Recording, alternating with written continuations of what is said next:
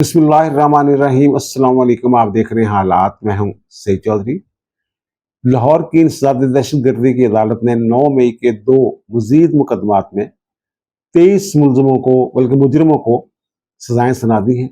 कुछ लोगों को 10 साल कैद की सजा सुनाई गई है, कुछ लोगों को 5 साल कैद की सजा सुनाई गई है, कुछ लोगों को दोनों मुकदमात में सजा सुनाई गई है, कुछ लोगों को एक मुकदमे में सजा सुनाई गई है और 18 के करीब लोग जो हैं वो बरी कर दिए गए। इसकी तफसीलात आपके सामने रखेंगे और इसके असरात क्या होंगे, कानूनी पोजीशन क्या होगी, जो भगोड़े हैं, जो भाग गए हैं, उनका मुस्तकबिल क्या होगा। और दूसरा ये कि जरताज गुल की दरख्वास्त जो थी, जो अपील उन्होंने फाइल की थी फैसलाबाद में, जिन्हें सजा हुई थी, वो लाहौर हाई कोर्ट ने जनाब उसको इंटरटेन नहीं किया कि वो भागी हुई हैं, सरेंडर नहीं किया उन्होंने अभी तक। तो बहुत सारे लोग जो हैं, जो अंधाधुंध कानूनदान है, वो ये कह रहे हैं कि जनाब नवाज शरीफ की अल अजीजिया केस में अपील एंटरटेन हो सकती है, तो जनाब जरताज गुल की क्यों नहीं हो सकती। ये कानूनी पोजीशन क्या है और मियां नवाज शरीफ का केस क्या था और जरताज गुल का केस क्या है, ये बड़ी दिलचस्प कानूनी पोजीशन है जो आपके सामने रखनी है। लेकिन इससे पहले पाकिस्तान के लिए कुछ अच्छी खबरें हैं। पहली खबर तो ये है कि जनाब ये तुर्किया की एक खबरसां एजेंसी है, उसने ये खबर दी है कि चीन ने पाकिस्तान को 5th जनरेशन हथियारे जो हैं J-35 वो फराहम कर दिए हैं और 14 अगस्त को जो परेड होती है, उसमें पाक फदाई की जो परेड होगी, उसमें 5th जनरेशन ये वाले हथियारे जो हैं ये शामिल होंगे। और पाकिस्तान, वो कहते हैं, दुनिया में चौथा मुल्क बन गया है जिसके पास ये हथियारे हैं। ये हमारे जो वजीर दफा हैं, अच्छा सोर्स नहीं बताया वो, उन्होंने खबर दी हुई है। अच्छा, हमारे वजीर दफा ख्वाजा आसिफ साहब जो हैं वो ये कह चुके हुए हैं कि जनाब हम नहीं खरीद रहे। उस वक्त मैंने कहा था जनाब हमारा चीन के साथ कुछ ऐसा ताल्लुक है, चीन और तुर्किया के साथ, कि जनाब ये असला जो मुस्तार भी लिया जा सकता है, आधार ते नहीं, वैसे ही कि यार सानू दे दो, इस्तेमाल करके वापस कर देंगे। अब जो असल सूरत है वो सामने आएगी 14 तारीख को। बहरहाल सुनने में ये आ रहे, कल मैंने भी इशारतन अर्ज किया था कि ना 14 तारीख को कुछ सरप्राइज जो हैं वो दिए जाएंगे, जिनमें से एक सरप्राइज जो है वो ये है। और दूसरी अच्छी खबर पाकिस्तान के लिए ये है कि जनाब जो आलमी सालसी अदालत है सिंध ताज महादे के हवाले से, उसने जनाब एक फैसला जारी किया है और उसने कहा है कि जनाब ये जो सिंध ताज महादा मुअत्तल करने वाला इकदाम है भारत का, ये वो मजाज नहीं है इसका। और दूसरा उन्होंने ये कहा है कि जनाब भारत जो है ये मगरबी जो दरिया है उनमें पानी छोड़े, जो यानी पाकिस्तान के हिस्से का पानी है वो उसको अपने पास नहीं रख सकता, उसके लिए ये लाजम है कि वो उस पानी को छोड़े। और तीसरी अच्छी खबर ये है कि जनाब अमेरिका ने BLA और मुजीद ब्रिगेड को दहशतगर्द तंजीम करार दे दिया और आलमी दहशतगर्द तंजीमों की लिस्ट में उसको शामिल कर लिया है। और ये इसको हम कहते हैं फितना हिंदुस्तान, ये प्रॉक्सी है हिंदुस्तान की, ये BLA वगैरह जो है। और इससे पहले जो TTP है उसको पहले ही जो है दहशतगर्द तंजीम जो है वो डिक्लेयर किया जा चुका हुआ है, पहले ही अमेरिका ने डिक्लेयर कर दिया हुआ है। तो अब इसको भी डिक्लेयर कर दिया और फिर इसका जो फायदा होगा ये होगा कि जो इनके लोग जो हैं BLA को सपोर्ट कर रहे हैं, बाहर बैठे हुए हैं, उनको वापस लाना आसान होगा। अमेरिका के पाँव में, हाथी के पाँव में सबका पाँव, तो जो यूरोपीय ममालिक हैं वो भी तकलीद करेंगे अमेरिका के इस फैसले की। हाफिज साहब वहाँ गए हुए थे, तो वहाँ उन्होंने जो मुलाकातें की हैं वो कल मैंने बताया था और पाकिस्तान कम्युनिटी से खिताब भी किया था। कल मैंने अर्ज किया था कि जो भारतीय मीडिया है वो खुद साख्ता एवी वो उनसे मनसूब को बयान जारी कर रहा है। तो अब उसकी जो है वो हमारे वजीर दफा जो है ख्वाजा आसिफ साहब, उन्होंने भी तरदीद कर दी है कि ना वैसी तो कोई बात ही नहीं हुई।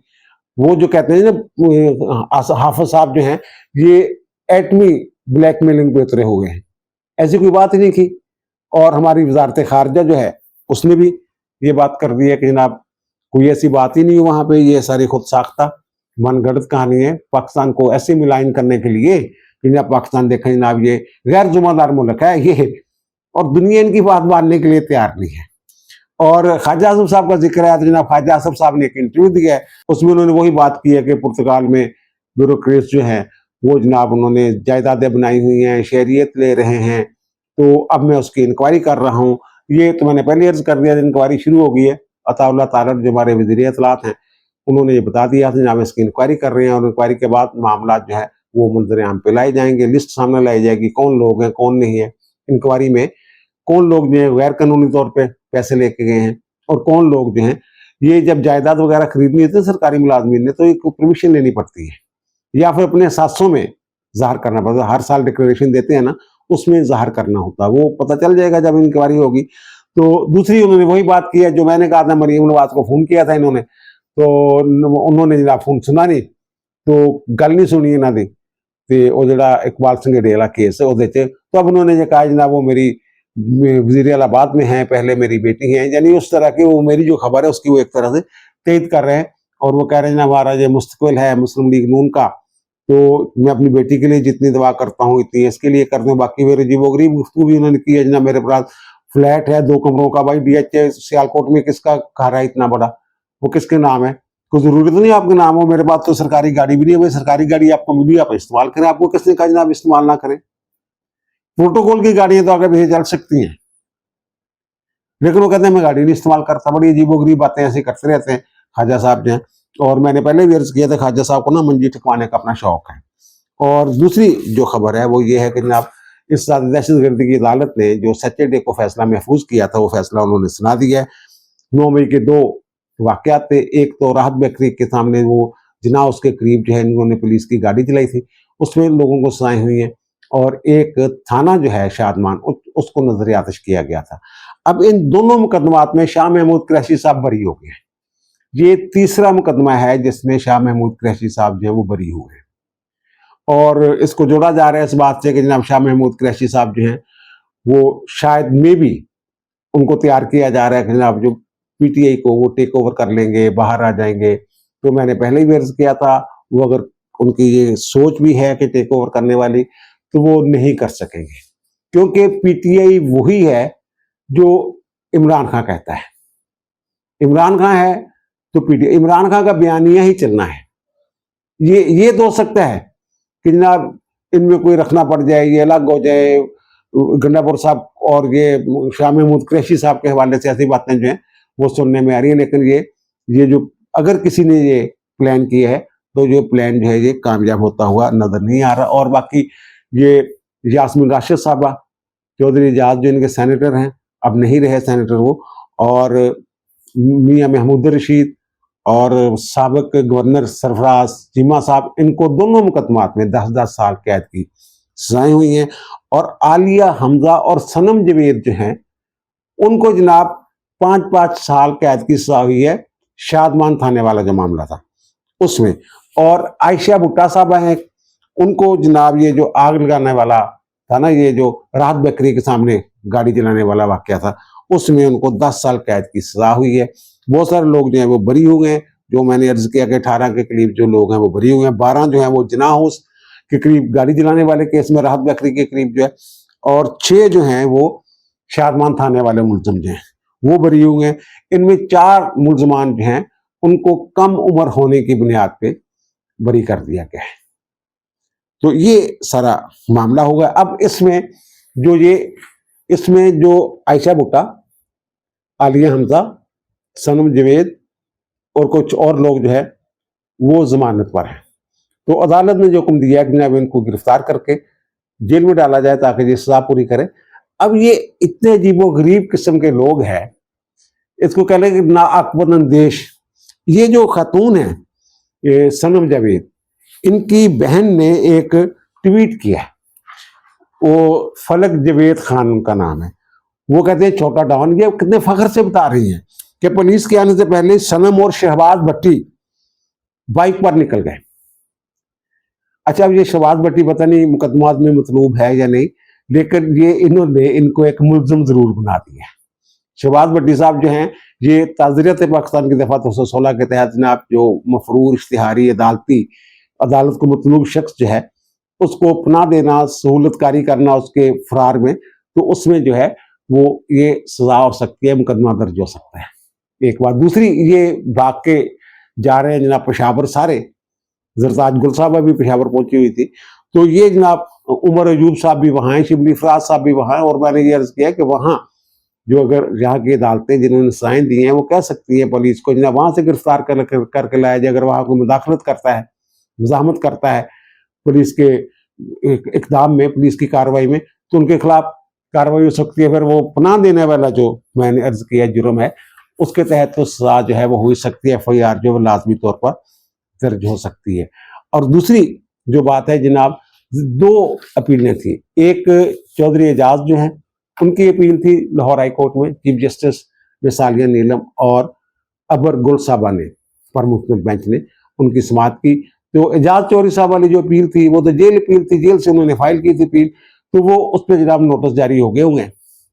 तो जो दूसरी थी जरताज गुल साहबा की, उसमें मैंने कल भी अर्ज किया था, ऑब्जेक्शन लगा दिया है दफ्तर ने, रजिस्ट्रार ऑफिस ने, कि जनाब इन्होंने अभी तक सरेंडर नहीं किया, और जब तक मुजरिम सरेंडर ना करे तो उसकी जो अपील है वो इंटरटेन नहीं की जा सकती। इंटरटेन करने का मतलब कि जनाब वो उसके ऊपर नंबर नहीं रख सकता। ऑब्जेक्शन केस के तौर पे ये डिवीजन बेंच के सामने जो है इसको रखा गया। तो इन्होंने दलाल देने की कोशिश की, जनाब जी ऑब्जेक्शन पे हम बात करें, तो ऑब्जेक्शन पे क्या बात करनी है, हम इसको सुन ही नहीं सकते। लाहौर हाई कोर्ट के डिवीजन बेंच ने कहा पहले वो सरेंडर करें। तो बहरहाल उनके वकला ने कहा जनाब ठीक है वो सरेंडर करती है ये वो, अब सरेंडर करेंगे तो फिर क्या होगा, ये भी एक देखने वाली बात है। ये जो अपील होती है ना, जिसको सजा याफ्ता जो मुजरिम होने, इसकी जो अपील होती है वो जेल से ही हो सकती है। अगर अदालत में ये सरेंडर कर भी देती हैं तो फिर भी इन्हें जेल जाना पड़ेगा, और वहां से गिरफ्तारी के बाद ये अपील फाइल करेगी। और दूसरा मैंने ये अर्ज किया था, ये जो इंसदाद दहशतगर्दी का एक्ट है उसमें कंसेप्ट ही नहीं है बेल का, जमानत का। तो जब इनकी अपील दायर हो जाएगी, उसमें नंबर लग जाएगा, फिर उस अपील में ये एक मुतफर्रिक दरखास्त देंगे आइन के आर्टिकल 199 के तहत रिट जुरिडिक्शन में, जनाब हमारे पास दाद रसी का कोई और जो है वो फौरन मौजूद नहीं है, इसलिए जनाब आप हमें जमानत पे रिहा करें। ये हो सकता है, वो 199 के तहत जो है वो दरखास्त जो है वो दायर की जाएगी। और ये अब ये कह रहे हैं जनाब, ये देखें जनाब नवाज शरीफ को भी जनाब जब आया था नवाज शरीफ, तो जनाब इसको इस्लामाबाद हाई कोर्ट तक पहुंचने के लिए जनाब वो बायोमेट्रिक वहां हो गया था एयरपोर्ट पे ही, और फिर जनाब इनको बेल भी मिल गई थी और पता नहीं क्या क्या हो गया था, इस तरह की बातें। ये जो बेल वाला मामला है ना, ये बहुत सारे मुकदमात हैं ऐसे, लेकिन वो किन लोगों को मिलती है? ये हजात बख्श केस जो है उसमें जो मफरूर है उसकी बेल का एक तरीकाकार तय कर दिया गया था। उसके बाद बहुत सारी और जजमेंट्स हैं। ये जो इंडियन हाउसिंग सोसाइटी वाले थे डॉक्टर अमजद, तो उनकी भी बेल हुई थी। इसी तरह एक रुकन असम्बली थे, उनकी कराची की जो हाई कोर्ट है उन्होंने बेल ली थी। तो ये जो बेल लेने वाले मुल्क से बाहर थे, वो जब उनकी जमानतें यहाँ ली गई, यानी कि पेश होना जरूरी नहीं समझा अदालत ने कि जब पेश हो, तो उसमें वो दरखास्तें क्या थी? वो दरखास्त ये थी कि ना हमारे खिलाफ ये मुकदमात हैं, ये हमारी हार्डशिप थी, हम मुल्क से बाहर थे, जैसे डॉक्टर अब्दुल बहुत शदीद बीमार थे और वहीं बाहर इंतकाल भी हो गया था उनका, तो उनकी मैयत में जो रोड़ा शोला पड़ा था वो भी आप लोगों के इल्म में हो गई।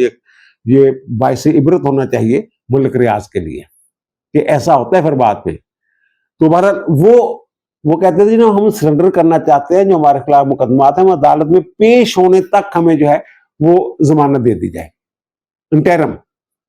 और ये जो जरताज गुल साहबा है, इन्होंने क्या लाहौर हाई कोर्ट में ये दरखास्त दी थी, पहले वो दरखास्त दे, फिर अगर उस दरखास्त पे इनको जो इंटरम बेल हो जाती है तो फिर उसके बाद अदालत में आए, सरेंडर करें, अदालत उसमें तस्दीक करती है, बेल में नहीं करती है।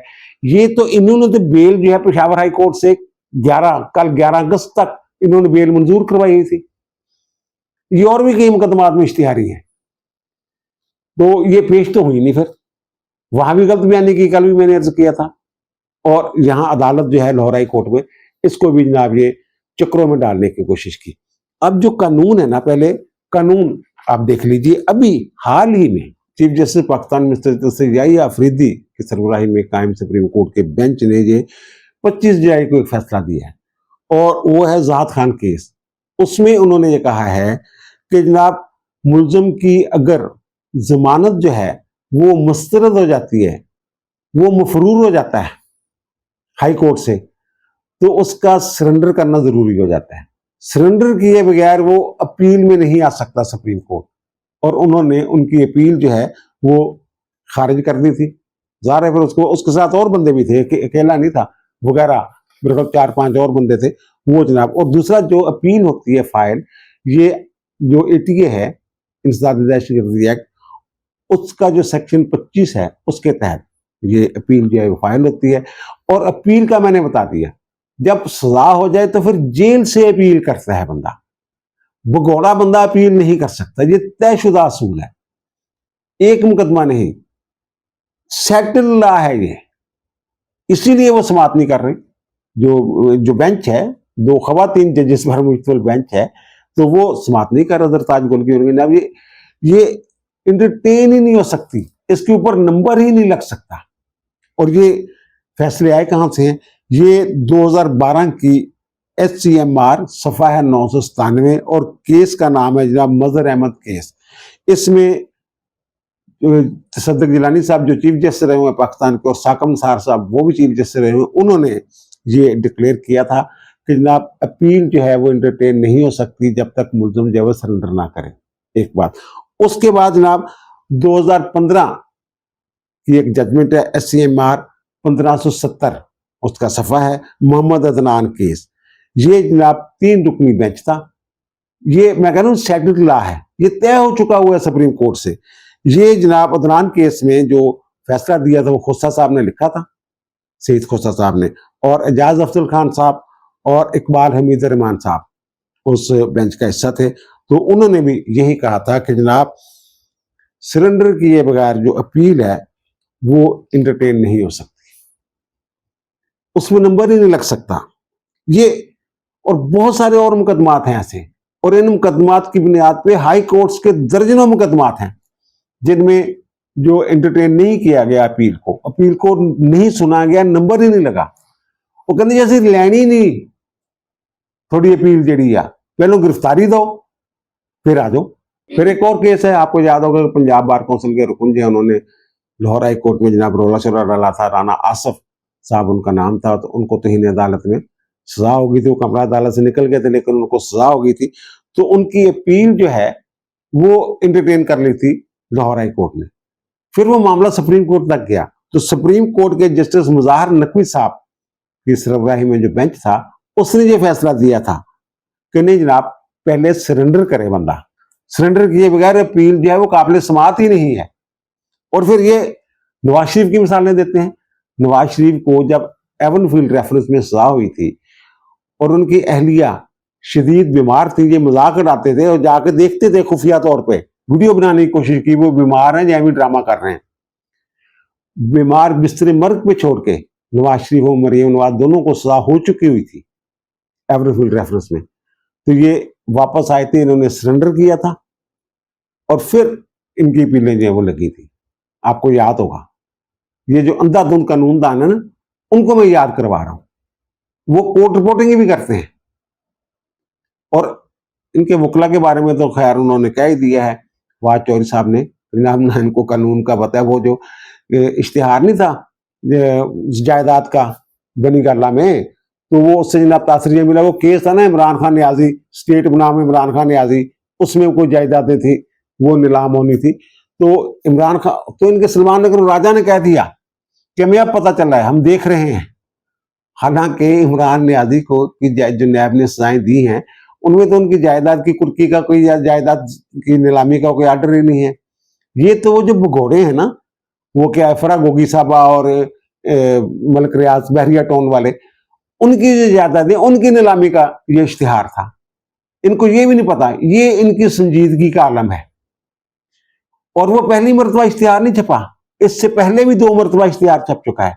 इश्तिहार में खुद मेंशन किया हुआ है कि जैसा कि फलां वक्त से हमने इश्तिहार दिया था। अच्छा, बहरहाल ये तो होगी जो मैंने केस ला इस हवाले से, वो मैंने आपके सामने रखे। और दूसरा जो नवाज शरीफ साहब के हवाले से बातें हो रही हैं जनाब, अल अज़ीज़िया रेफरेंस, बाद में अल अज़ीज़िया रेफरेंस में उनको सजा हो गई थी। तो अल अज़ीज़िया रेफरेंस में ये देखें, केस में फर्क देखें। ये नवाज शरीफ वाला केस तो जरताज गुल के केस के ऊपर फिट ही नहीं आता। एवनफील्ड में तो इनकी जमानत हो गई थी ना, लेकिन वो जमानत उन्होंने ली थी इलेक्शन गुजर जाए। इलेक्शन गुजरने के बाद 2018 के इलेक्शन गुजरने के बाद जनाब इनकी जो जमानत हुई थी, उसके बाद जनाब अल अजीजिया रेफरेंस में एहतसाब अदालत ने इनको सजा दी थी। वो जज अरशद वाला मामला जो है, जिनका वो वीडियो सामने आया था।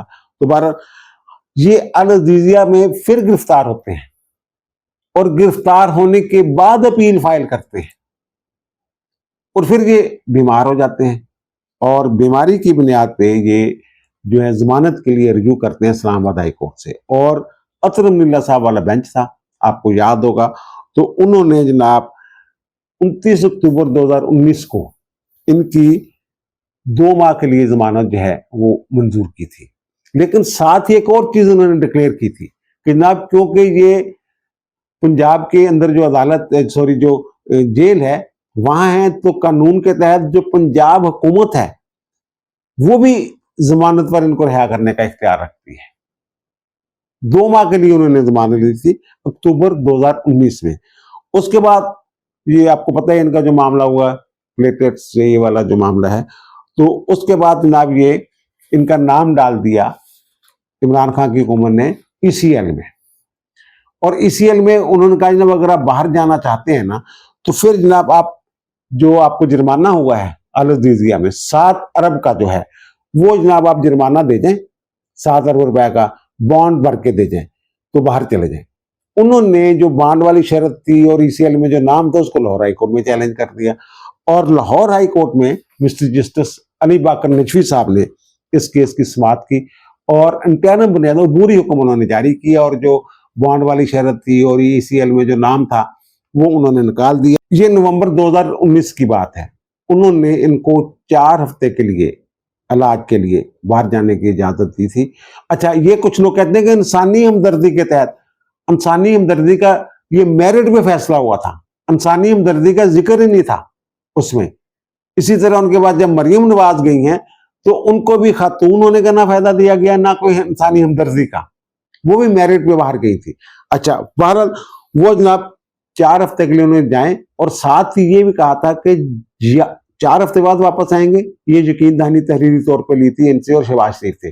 और साथ ही ये कहा था कि 4 हफ्ते के अंदर वापस आए या फिर जब डॉक्टर सफर की इजाजत दें। ये था फैसला।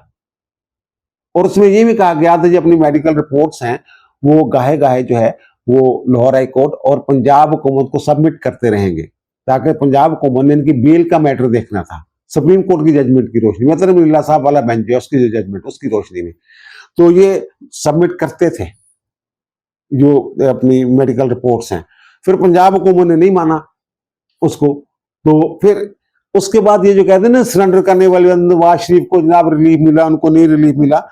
आपको याद होगा कि फिर इन्होंने एक जो इनकी अपील पेंडिंग थी तो इन्होंने दरखास्त दी थी इस्लामाबाद हाई कोर्ट में और आमर फारूक और मोहसिन अख्तर कियानी साहब पर मुश्तमिल जो बेंच था उसने इनकी जो दरखास्त थी, एक तो ये थी कि जनाब वो अपने कानूनी नुमाइंदे के जरिए वो कहते जनाब मेरी अपील जो है वो नुमाइंदा मेरा पेश हो जाया करेगा, ये प्रोविजन है कानून में।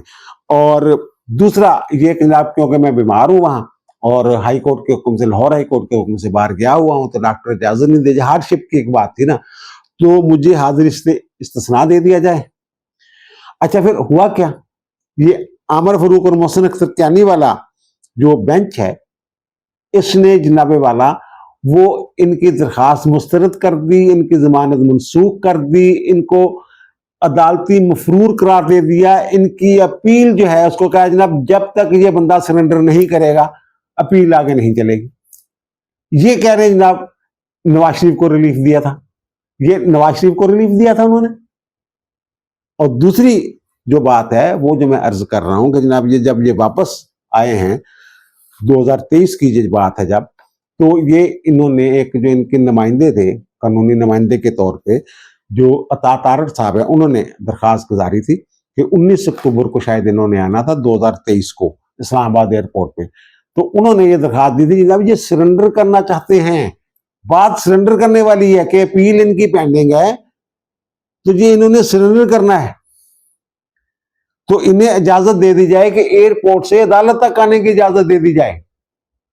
ये 18 या 19 अक्टूबर को फिर ये जो बेंच है इसने जनाब इनको 24 अक्टूबर तक 2023 तक जो इन्होंने इनको ये इंटरम बेल दे दी थी कि जनाब वहां से यहाँ तक आने आए, अदालत में पेश हो, और फिर 24 को पेश हुए थे। ये भी याद नहीं आप लोगों को? 24 को पेश हुए थे अदालत में, और फिर उसमें 2 दिन की तोसीह कर दी गई थी, और 31 अक्टूबर को जनाब उन्होंने कहा जनाब आप पेश हो गए हैं, ये जो दरखास्त दी हुई है उसमें कुछ कानूनी जो थे खामियां थी, तो वो जनाब उन्होंने फिर वो दरखास्त जो है वो भी मुस्तरद कर दी थी। जैसे नवाज शरीफ को अदालत में सरेंडर करने के लिए एक रिलीफ मिला था जमानत का, तो वो रिलीफ तो पेशावर हाई कोर्ट ने जरताज गुल को दिया, लेकिन जरताज गुल ने उससे फायदा नहीं उठाया, पेश नहीं हुई। क्योंकि अगर पेश होती है फिर सरेंडर करेंगे, और सरेंडर करेंगे तो जेल जाना पड़ेगा। जैसे अब जजमेंट्स जो हैं ये आ चुकी हुई हैं कि जनाब गिरफ्तारी के बगैर पहली अदालत के हुक्म पे अमल दरामद होगा, उसके बाद अपील जो है वो इंटरटेन की जाएगी। ये सारा मामला है। और नवाज शरीफ साहब जो हैं वो मुतहर्रिक हैं, एक मुर्तफिर ज़ाहिर वो पार्टी के सरबराह हैं, तो मरी में उन्होंने इजलास किया है। उस इजलास में जनाब ये मियाँ शहबाज शरीफ साहब भी थे, ख्वाजा आसफ भी थे, आजम रज़ीक तारड़ भी था, और बहुत सारे लोग भी थे। और फिर सफदर साहब जो हैं, कैप्टन सफदर, वो भी उस इजलास में शरीक थे। और वो जो लोग जब कह रहे थे कैप्टन सफदर साहब जो हैं वो कहाँ हैं, तो भाई मेरे वो इनके साथ ही होते हैं। वो फुटेज देख लीजिए आप, हर जगह चल रही है। तो वहाँ वो टिकटों शिकटों का कोई फैसला वैसला हुआ है कि जो ज़िमनी इलेक्शन होने हैं, तो अताउल्लाह तारड़ साहब तो वहाँ नहीं थे, लेकिन उनके भाई जो हैं बिलाल, मेरे ख्याल उनका नाम है बलाल तारड़, तो बिलाल फरूक तारड़, तो उनको जनाब टिकट जो मेरी इत्तला के मुताबिक वो मिल गया होगा। बाकी वो अनाउंसमेंट करेंगे तो पता चल जाएगा। अब दीजिए मुझे इजाज़त, इंशाअल्लाह मुलाकात होगी नए भी इलाके के साथ। अल्लाह ताला आप पर, मुझ पर, हम सब पर मेहरबान रहे। अल्लाह हाफिज़।